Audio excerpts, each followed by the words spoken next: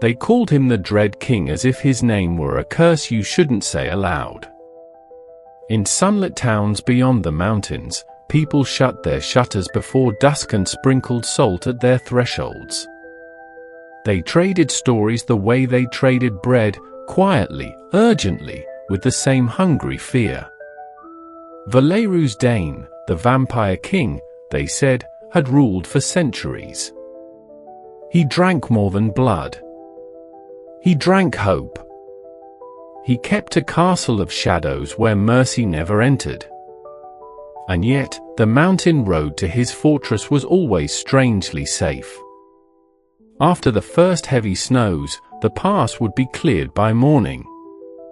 When spring rains loosened the cliffs, fallen stones somehow rolled away from the narrow path in the night. When a poor village ran out of grain, sacks appeared at the edge of the tree line, no crest, no messenger, only a small note that read, "Share it." People noticed. Then they hurried to explain it away. "It's bait," they insisted. "He helps so he can claim you later." It was easier to believe in a simple monster than in a complicated truth. Mara rode up to the castle not as a hero and not as a sacrifice, but as a wife. Her valley had suffered drought, then debt, then the slow panic of empty storage rooms. Neighboring lords offered prayers and advice, nothing that could be eaten. Then a letter came down from the mountains, sealed in black wax and written with unsettling politeness. No threats.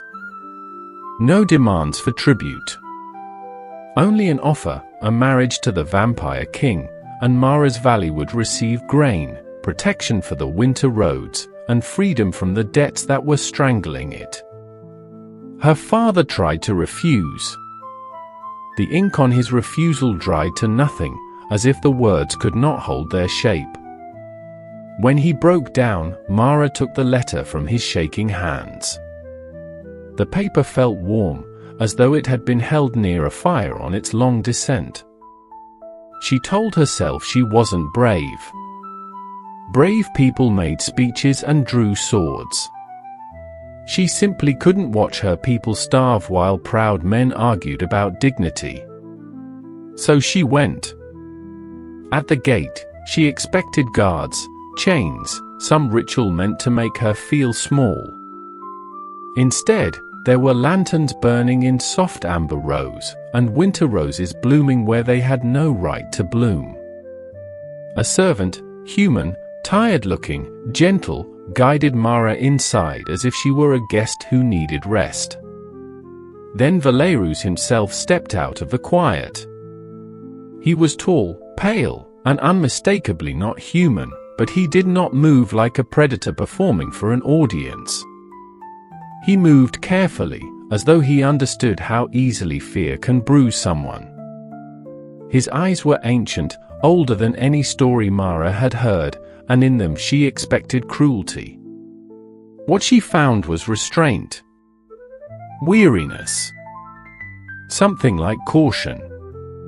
He bowed, not deeply, not dramatically, just enough to acknowledge her as an equal presence.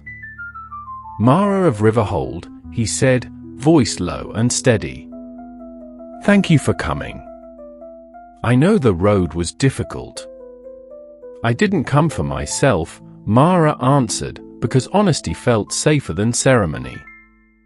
"I know," he said, and glanced past her at the few companions she'd brought, an older midwife, a healer, and Thomas, her childhood friend who looked like he would rather die than trust the air in this place. Valerius didn't sneer at them. He simply nodded. "Rooms have been prepared. Your people will be warmed and fed." Mara blinked. "Fed? The grain for your valley has already left my storehouses," Valerius added, as if this were a simple courtesy, like offering water to a traveler. "It would be a poor welcome if your home starved while you stood in mine." That night, Mara waited for the castle to show its true teeth.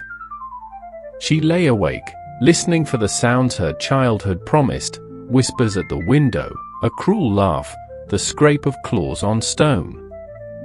But the only sounds were wind and the slow settling of old walls.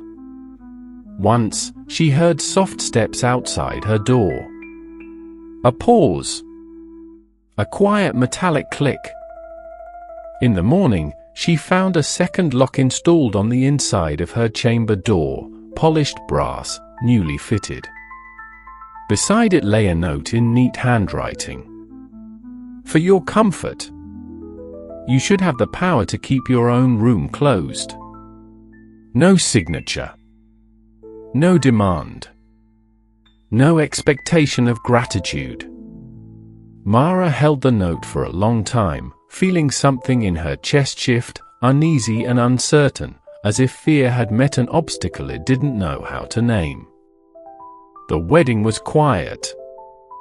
There were no grand crowds, no forced kneeling, no theatrical vows. Valerius only offered his hand, cool, steady, and asked, "Will you share this place with me, freely?" Mara said yes, and the words sounded less like surrender than like a door opening.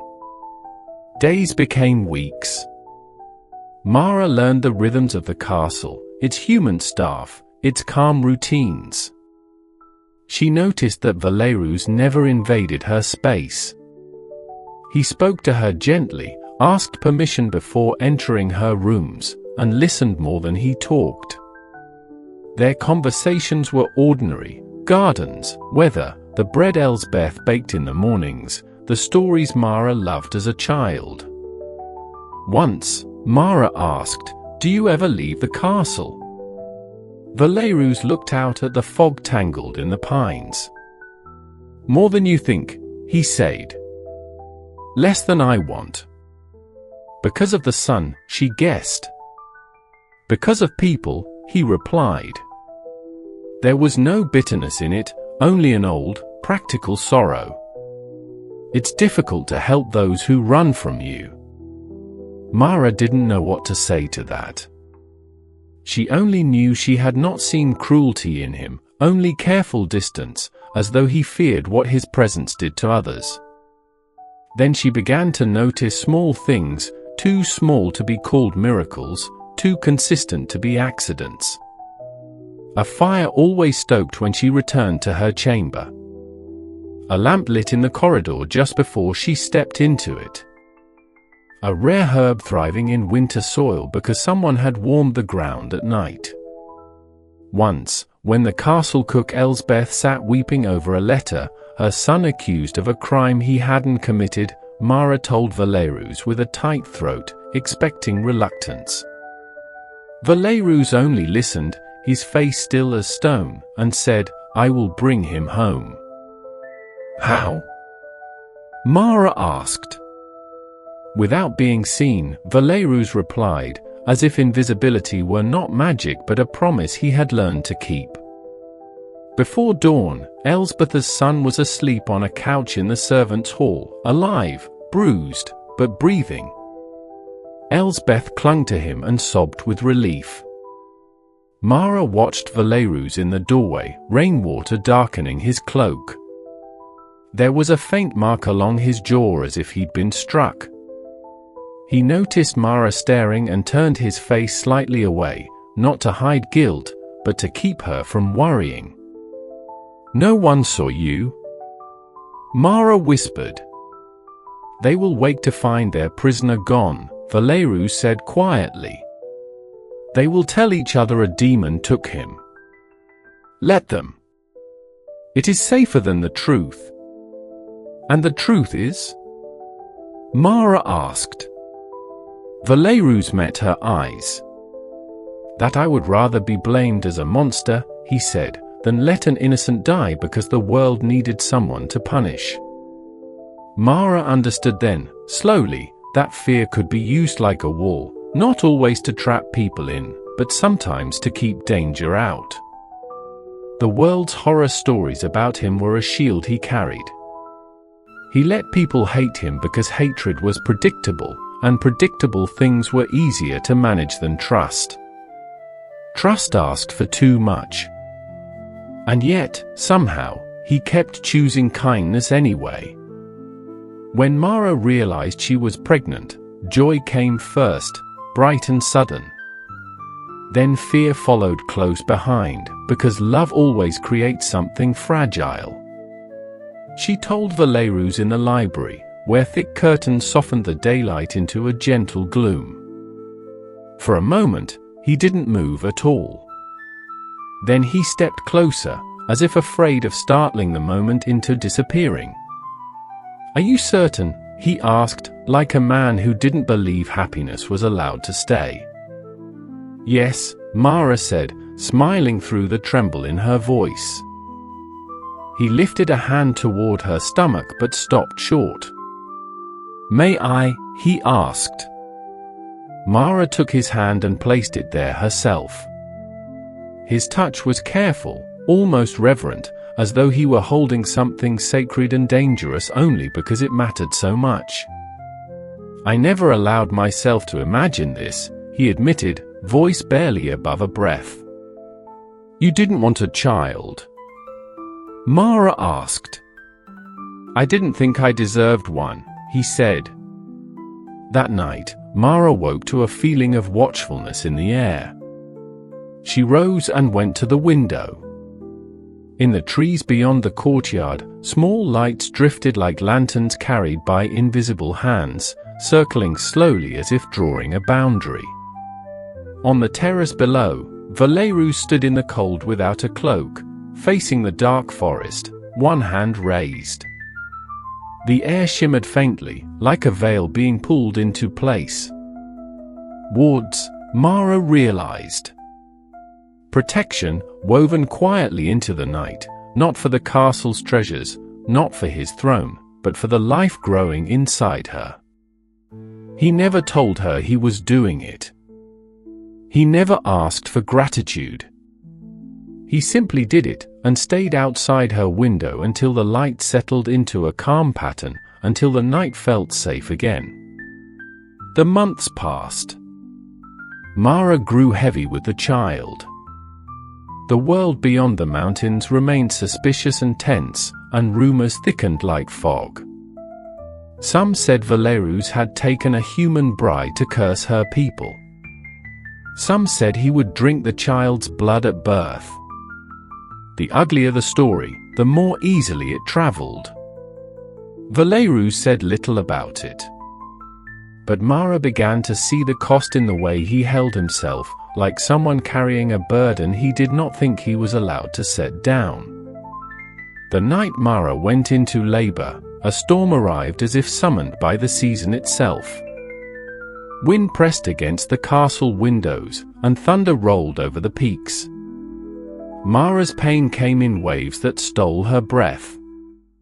The midwife and Sister Anwen moved with calm efficiency, speaking softly, keeping her anchored. Valerius remained at the doorway. He did not enter without invitation. He did not crowd the room. He stood like a silent guardian, hands clenched at his sides, eyes fixed on Mara's face as if the only thing that mattered in the world was her breathing. Between contractions, Mara managed, "Don't leave." "I won't," Valerius said, voice steady, but his eyes were bright with a fear he didn't hide. "Tell me what you need." "Just be here," she whispered. So he stayed. Then, a shift in the air, subtle but sharp. Valerius's head turned toward the outer walls, as if he'd heard something the rest of them couldn't. "Someone is on the pass," he said quietly. "Many torches." Thomas, who had never trusted the king, appeared in the hall beyond the room, face tight. "Hunters," he spat. "They've come for you." Mara's fear flared, then another contraction took it and twisted it into pain. "Now," she gasped. "They came now." Valerius's expression changed for a heartbeat, something ancient and alert rising in him, not aimed at Mara but at the threat outside. Mara saw, briefly, the truth of what he was powerful enough to destroy. And then she saw what he chose. He looked to Rook, the castle guard,